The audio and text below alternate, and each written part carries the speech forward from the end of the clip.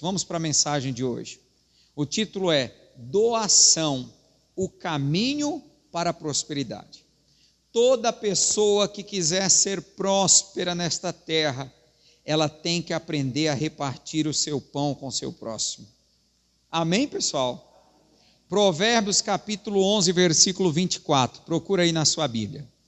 Talvez a sua tradução possa estar um pouquinho diferente da minha, mas o significado vai ser o mesmo, amém? Vamos ler, diz assim, começa assim: a quem dá liberalmente, ainda se lhe acrescenta mais e mais. Ao que retém, que segura, que prende, mais do que é justo, ser-lhe-á em pura perda. Vamos ler de novo? A quem dá liberalmente, ainda se lhe acrescenta mais e mais. Ao que retém mais do que é justo, ser-lhe-á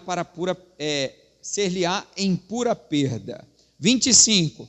A alma generosa prosperará, e quem dá a beber será dessedentado, terá sua sede saciada. Amém, queridos? Coloca a mão no coração e vamos fazer uma oração. Querido Pai, em nome do Senhor Jesus, nós oramos ao Senhor neste momento e eu te peço, Senhor, fala com os teus filhos, que a partir de agora não sejam as minhas palavras, mas as tuas. Espírito Santo, usa-me como teu instrumento, vem falar com esta igreja, fala com este meu irmão, esta minha irmã que me assiste por este vídeo, por esta live. Meu Deus, abre o entendimento deles, para que eles compreendam o teu desejo, a tua vontade, o teu plano para a nossa prosperidade. Diga graças a Deus. Vamos tentar entender, queridos. Versículo 24. A quem dá liberalmente, ainda se lhe acrescenta mais e mais. Sabe o que Deus está dizendo? Aquelas pessoas generosas, que dão presentes, que ajudam o próximo, cada vez Deus dá mais para elas. Mas aqueles que retêm, que seguram mais do que é justo. Por que mais do que é justo? Porque é justo você guardar um pouquinho. É justo você economizar. Não é bom gastar tudo que ganha. Amém, pessoal? Só que tem pessoa que segura além do que deveria. Tem pessoas que elas são chamadas de avarentas. O que significa a avareza? Apego sórdido e nojento ao dinheiro. Tem pessoas que eles têm tanto medo de ficar sem dinheiro, que eles ficam guardando. Às vezes tem um filho precisando, uma filha precisando, um vizinho adoeceu, está pedindo uma ajudinha para o remédio. Não posso ajudar que eu não tenho, não posso porque eu não tenho. E ele fica com medo, retendo mais do que é justo. Só que a Bíblia diz que ser-lhe-á em pura perda. Como assim? Daqui a pouco vem uma ação do diabo e toma esse dinheiro todinho. É o carro que bate, é uma doença, é o remédio, é um prejuízo, é a TV que queima e ele fica sem nada. Então Deus está dizendo, a quem dá liberalmente, cada vez vai se acrescentar mais na vida dele. Não, pastor, está errado. Quanto mais eu der, mais pobre eu fico. Não, com Deus não. Quanto mais você dá, quanto mais você compartilha, quanto mais você ajuda, mais você tem. Olha o versículo 25. A alma generosa prosperará. Aquela pessoa que é generosa, que gosta de ajudar, de compartilhar, de fazer o bem, ela cada dia prospera mais. E quem dá a beber será dessedentado, quer dizer, terá sua sede saciada. Sem adulterar a Bíblia, eu poderia colocar assim: e quem dá a comer ao próximo, quem dá comida para o faminto, terá a sua fome saciada. Diga glória a Deus. Ajudar ao próximo, repartindo um pouco daquilo que Deus nos deu, faz parte da essência do Evangelho. Deixa eu falar para vocês. Está cheio de igrejas aí, crentes, que tratam de cabelo, que não pode cortar cabelo, que a roupa tem que ser assim, que tem que ser assim. O nome disso é religião, doutrina religiosa. Evangelho fala de amor, Evangelho fala de amar o próximo, de repartir com o próximo. Então, ajudar ao próximo, repartindo um pouco daquilo que Deus nos deu, faz parte da essência do Evangelho. Não entendi, pastor. Esse era o teor da pregação de João Batista ali no Rio Jordão. Vamos ler? Lê comigo aqui em Lucas capítulo 3, versículo 7. Você pode ler aqui nas telinhas comigo, ó. Dizia, pois, João à multidão que saía para ser batizada por ele: raça de víboras, né? Como é que ele chamava o povo de cobra, né? Se eu pregasse assim, eu ia ter a cabeça cortada também, né? Raça de víboras, quem vos ensinou a fugir da ira que está por vir? Produzi, pois, frutos dignos de arrependimento, e não comeceis a dizer em vós mesmos: temos Abraão por pai, porque eu vos digo que até destas pedras pode Deus suscitar filhos a Abraão. Versículo 9: e também já está posto o machado à raiz das árvores. Toda árvore, pois, que não dá bom fruto, é cortada e lançada no fogo. E a multidão o interrogava, dizendo: que faremos, pois? O João Batista pregando, o povo vinha até ele no deserto para ser batizados por ele, e ele dizia: raça de víboras, arrependei-vos, vocês pensam que vocês vão escapar do castigo de Deus? Produzam frutos dignos de arrependimento. E o povo perguntava: mas o que nós temos que fazer para ser salvo? Ele falou assim: você tem que usar uma roupa assim, assim, assim, mulher não pode cortar o cabelo. Era isso que ele falava? Vamos ver o que ele falava? Versículo 11: e respondendo ele, disse-lhes: quem tiver 2 túnicas, 2 mudas de roupa, que reparta com quem não tem, e quem tiver alimentos, que faça da mesma maneira. Olha o que João Batista disse que nós temos que fazer para ser salvos. Muitas vezes o povo está dentro da igreja agindo apenas como religiosos, disputando para ver quem conhece mais a Bíblia, quem ora mais em línguas, quem roda mais cheio do poder. Mas na hora de dividir o pão com quem precisa, na hora de dar uma peça de roupa que está sobrando, eles não fazem. Quem está entendendo? Isso é só religião. Por isso que o povo aí fora odeia os religiosos, porque a religião é isso. Ele diz: vocês querem ser salvos? Vocês querem ir para o céu?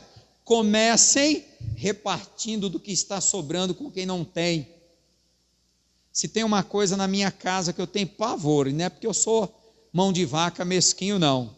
O David diz que eu sou igual o pai do Cris, né? Quem já assistiu o Cris? Mas não é.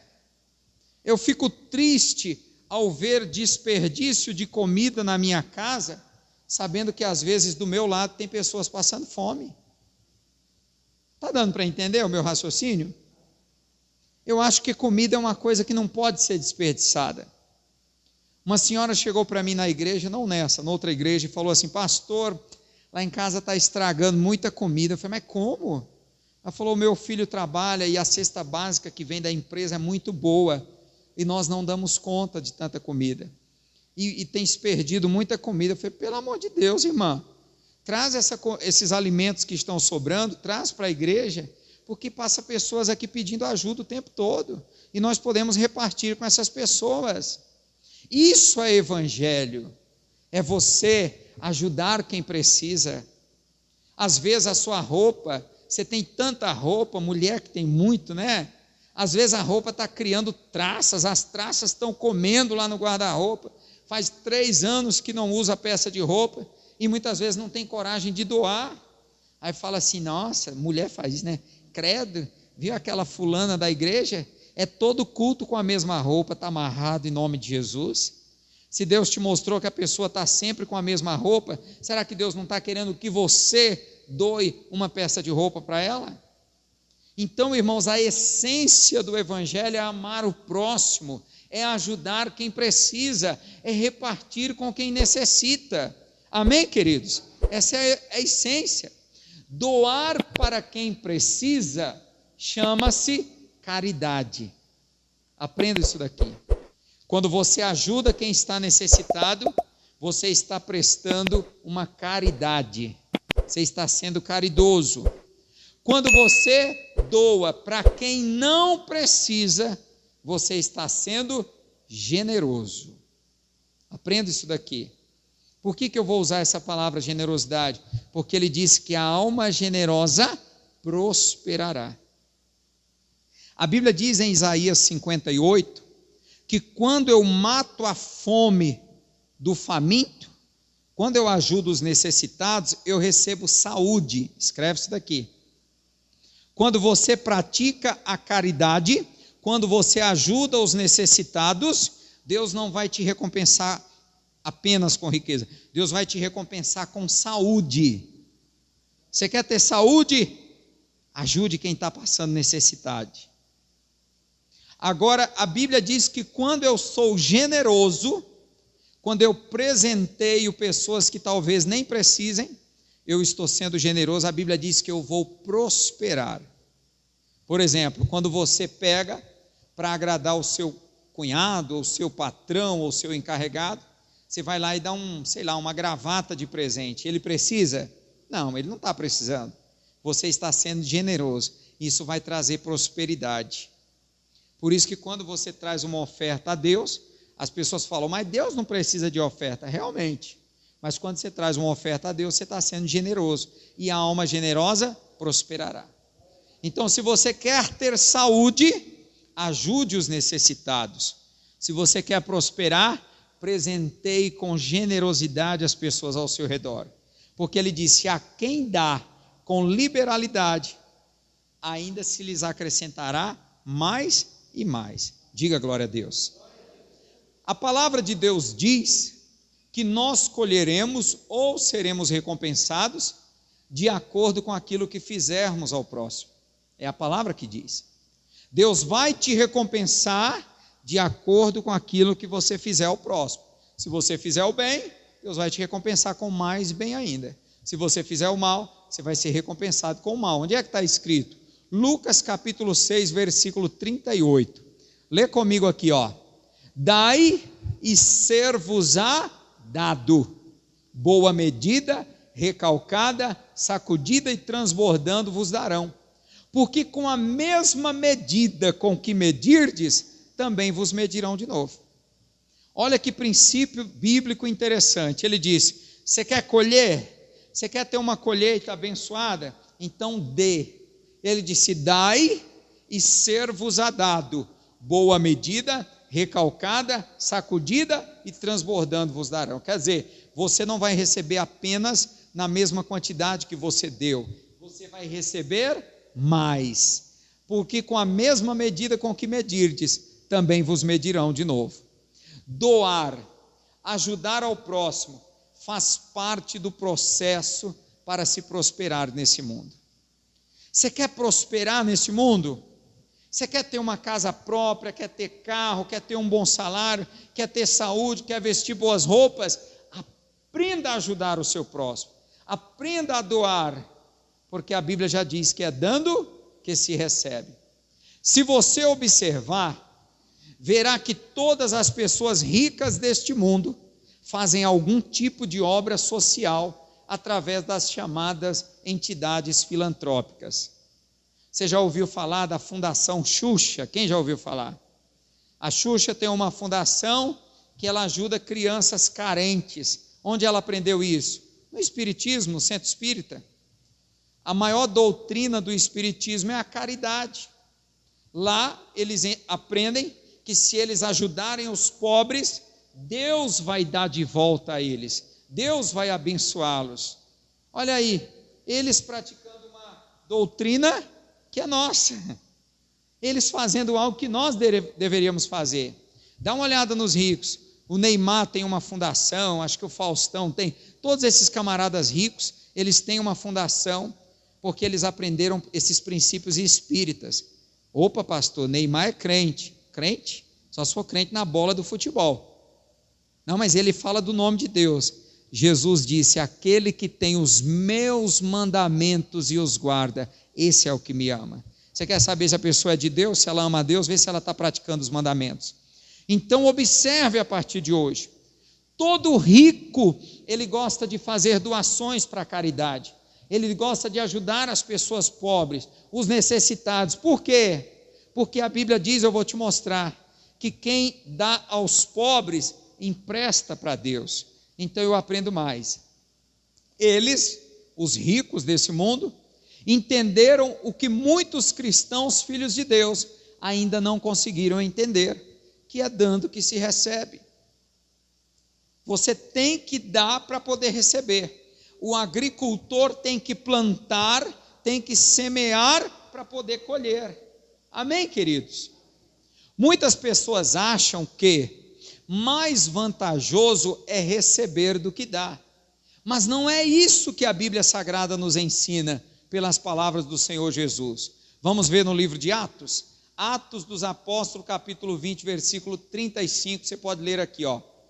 O apóstolo Paulo falando: tenho-vos mostrado em tudo que, trabalhando assim, é necessário fazer o quê? Auxiliar os enfermos. Quando nós levamos o leite lá no lar dos idosos, nós estamos fazendo o quê? Auxiliando os enfermos. Tenho-vos mostrado em tudo que, trabalhando assim, é necessário auxiliar os enfermos e recordar as palavras do Senhor Jesus, que disse: mas bem-aventurado, mais bem-aventurada coisa é dar do que receber. Sabe o que eu tenho aprendido, meus amados? Deixa eu falar para vocês. Abençoado não é quem recebe, abençoado é quem dá.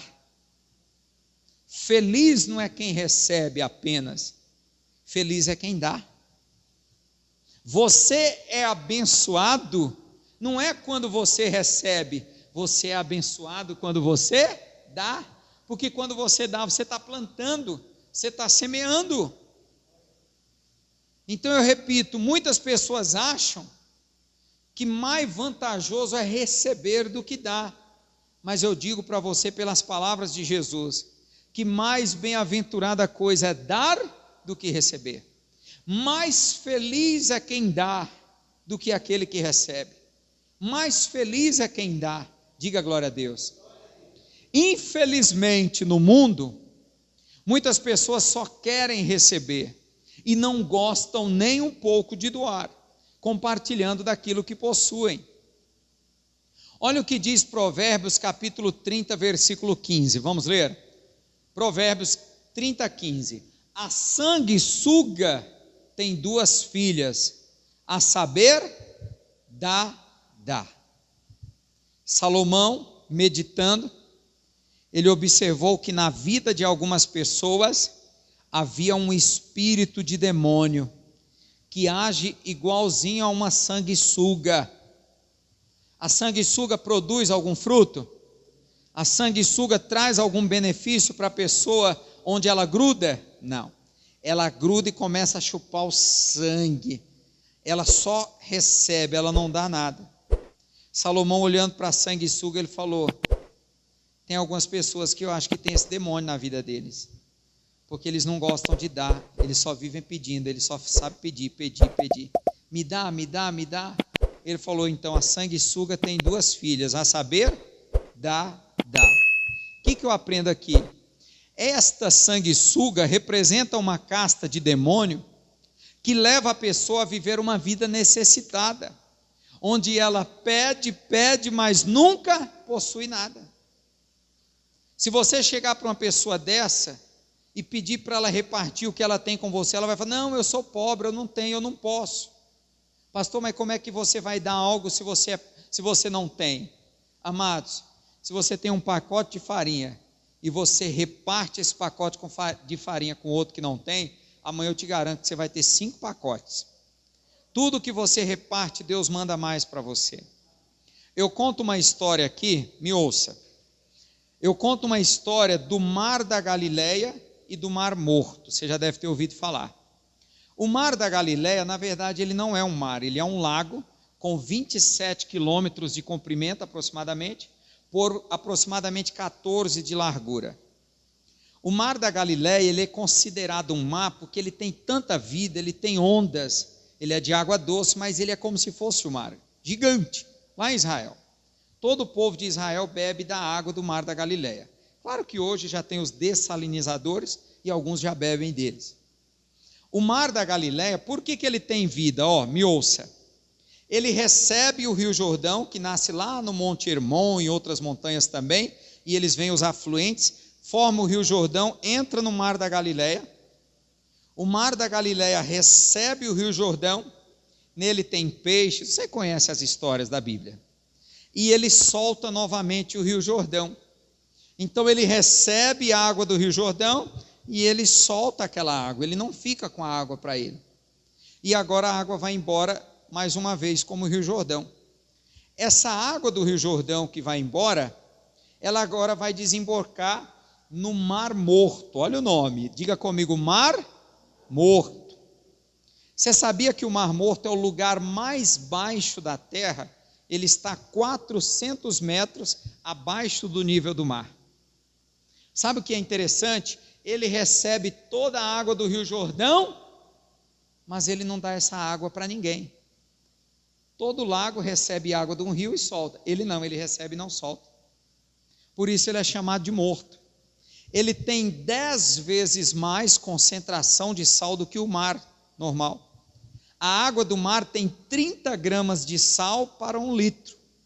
O Mar Morto tem 300 gramas de sal por litro de água. Se você entrar lá dentro, você só pode ficar lá no máximo 8 minutos aproximadamente. Senão começa a corroer a sua pele. Eu entrei no Mar Morto, você não afunda. Eu pensava que isso era balela, mas não é. Você tenta afundar e não afunda. Você deita assim, a água te joga para cima. Não tem uma bactéria viva naquela água, de tanto sal, de tanto sal. Agora, por que ele é morto?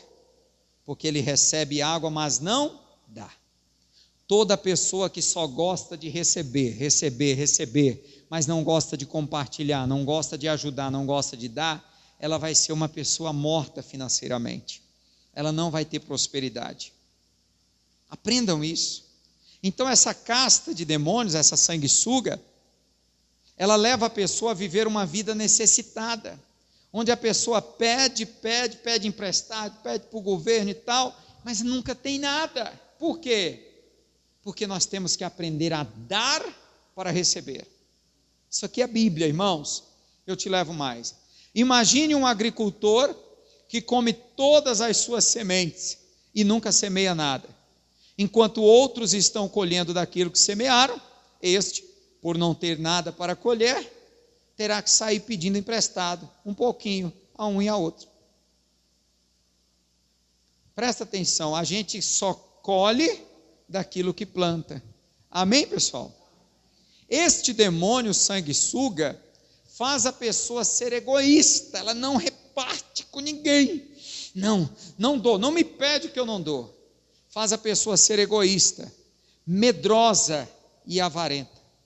A pessoa tem medo de dar porque ela tem medo de ficar sem. Ela se torna avarenta.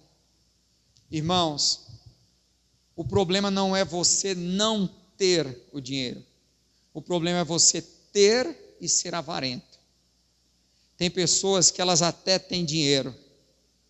Aí o chinelo delas, chinelo havaiana, quebra. A pessoa pega um prego e coloca lá. Quem já viu isso? O problema não é colocar o prego no chinelo havaiana.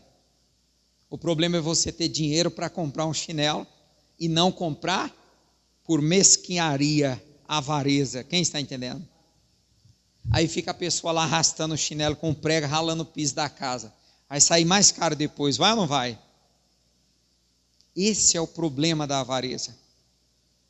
Eu já vi pessoas doentes que não compraram remédio, tendo dinheiro, que não compraram só para não gastar o dinheiro. Eu prefiro ficar doente do que eu gastar o meu dinheiro. Nós lemos lá no versículo 24 de Provérbios 11, ele diz que há uns que retêm mais do que é justo, mas é para a sua própria perda. No final a pessoa não fica com isso. Então eu te levo mais, já estou encerrando. O apóstolo Paulo estava levantando em todas as igrejas uma ajuda para os irmãos necessitados da igreja da Macedônia. A igreja da Macedônia estava passando necessidade e o apóstolo Paulo começou a ir em todas as igrejas pedindo uma ajuda para essa igreja da Macedônia. Vamos ler 2 aos Coríntios, abre aí. 2 aos Coríntios. Em nome de Jesus, abre aí. 2 aos Coríntios, capítulo 9. Pastor, eu não estou gostando dessa pregação. Essa pregação é igual aquele remédio amargo. 2 aos Coríntios, capítulo 9, versículo 1. Vamos ler. Quanto à administração que se faz a favor dos santos, não necessito escrever-vos, porque bem sei a prontidão do vosso ânimo, do qual me glorio de vós, para com os macedônios, que a Acaia está pronta desde o ano passado, e o vosso zelo tem estimulado a muitos. Diga glória a Deus. Deixa eu falar uma coisa, o apóstolo Paulo, ele está pedindo uma ajuda para a igreja de Coríntios, que é uma igreja rica, próspera, para ajudar os irmãos pobres da igreja da Macedônia. Só que ele agora vai ironizar um pouquinho com a igreja de Corinto. Ele vai meio que dar uma alfinetada neles, porque apesar de ricos, eles não estavam, como é que eu posso falar para você, colocando o coração naquela causa. E o apóstolo Paulo vai dar um puxãozinho de orelha neles. Aí ele fala assim, porque eu bem sei a prontidão do vosso ânimo, da qual me glorio de vós, para com os macedônios. Aí ele fala assim, que a Acaia está pronta desde o ano passado, e o vosso zelo tem estimulado a muitos. Então ele está dizendo assim, eu não sei se vocês já prepararam a ajuda que vocês prometeram, mas eu quero dizer para vocês que o povo lá da Acaia já estão prontos desde o ano passado. Desde o ano passado eles já aprontaram a ajuda deles. Olha o 3. Mas enviei estes irmãos para que a nossa glória acerca de vós não seja vã nessa parte, para que, como já disse, possais estar prontos. Então ele está dizendo, eu estou enviando 2 irmãos para que eles possam lembrar vocês de prepararem a ajuda, para que não aconteça da gente chegar aí e nada esteja pronto. Versículo 4. A fim de, se acaso os macedônios vierem comigo e vos acharem desapercebidos, não nos envergonharmos nós, para não dizermos vós, deste firme fundamento de glória. Então ele falou mais ou menos assim, como eu já conheço vocês, povo de Coríntios, eu estou mandando 2 irmãos para pegar no pé de vocês, para não deixar vocês esquecerem, para vocês prepararem ajuda. Porque se alguns irmãos da Macedônia vierem comigo e encontrarem vocês desapercebidos, para não dizer desleixados, vocês não passem vergonha. Nós não passemos vergonha para não dizer vocês. Quem está entendendo? Vamos mais um pouquinho, 5. Portanto, tive por coisa necessária exortar estes irmãos, para que primeiro fossem ter convosco, e preparassem de antemão a vossa bênção, já antes anunciada, para que esteja pronta como bênção, e não como avareza. Então ele falou assim, olha, eu senti no meu coração, eu achei melhor mandar esses 2 irmãos, para que vocês possam preparar essa bênção que vocês já prometeram.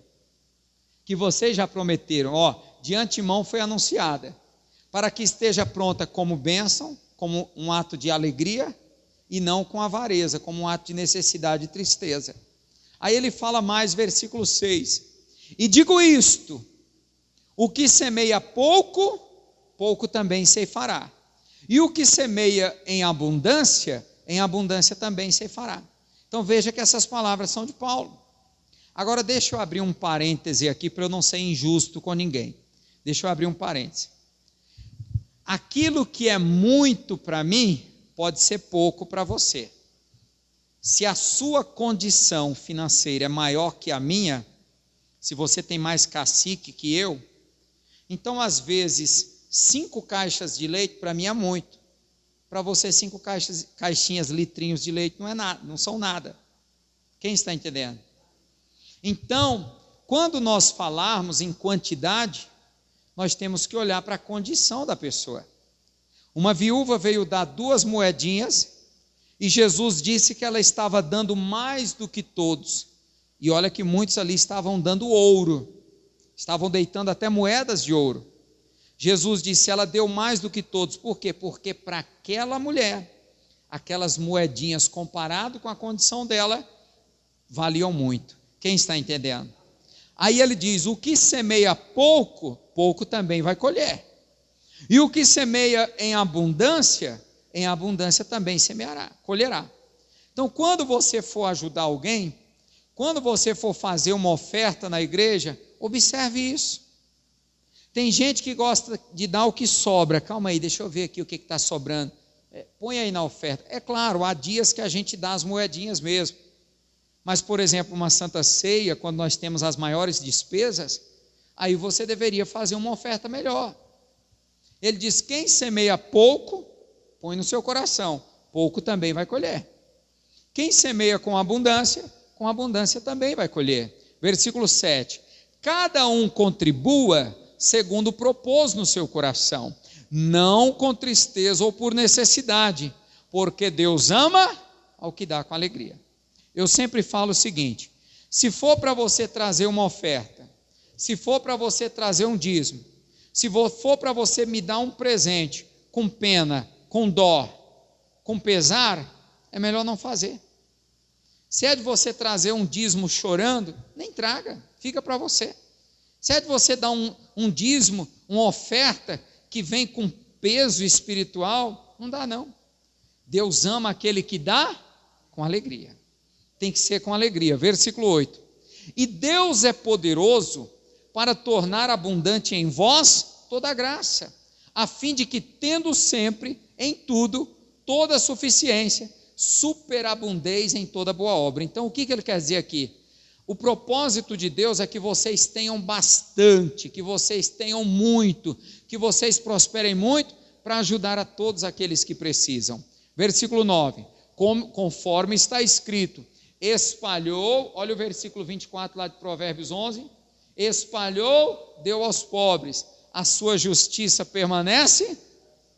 Então ele está dizendo que quando eu ajudo os necessitados, quando eu faço caridade, a minha justiça permanece para sempre. Como assim, pastor? Quando eu vou pedir uma bênção a Deus, aquele ato de caridade que eu exerci, faz com que uma justiça vá adiante de mim e eu me torne merecedor da bênção. Então, aqui no 10 fala melhor ainda. Ora, aquele que dá semente ao que semeia e pão para comer, também multiplicará a vossa sementeira e aumentará os frutos da vossa justiça. Os frutos da sua justiça vão aumentar. Por exemplo, Abraão foi justificado pela fé. A fé dele se tornou a justiça dele. Talvez você não tenha nem muita fé, mas a sua caridade, o ajudar o próximo, a sua oferta, vai se tornar a sua justiça. Amém, pessoal? Versículo 11, para que em tudo enriqueçais para toda beneficência, a qual faz que por nós se deem graças a Deus. 12, porque a administração desse serviço não só supre as necessidades dos santos, mas também redunda em muitas graças que se dão a Deus. Então ele está dizendo que a sua obra de caridade tem dois benefícios, ela exerce duas obras.